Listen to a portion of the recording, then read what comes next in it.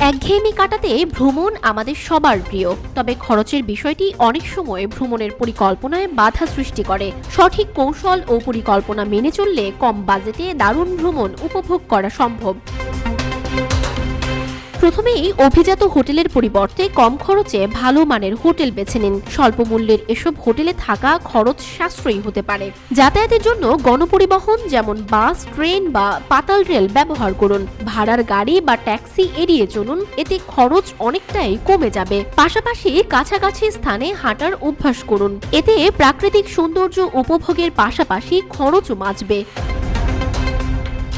ভ্রমণের সময় peak time যেমন ছুটির দিন বা শীতকালের ভিড় এড়িয়ে চলুন। অফ সিজনে ভ্রমণের পরিকল্পনা করলে হোটেল, খাবার এবং অন্যান্য খরচ উল্লেখযোগ্যভাবে কমে যাবে। অনেক সময় এয়ারলাইন্স ও ট্রাভেল ওয়েবসাইটগুলো বড় ধরনের ডিসকাউন্ট দেয়, সেগুলোর ওপর নজর রাখুন।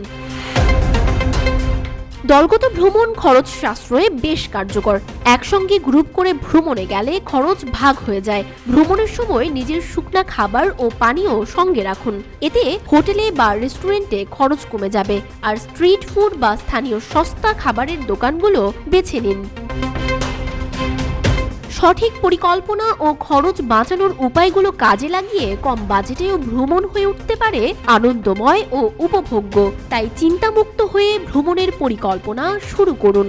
সানজিদা আফরিন সোনিয়া, রূপালী বাংলাদেশ।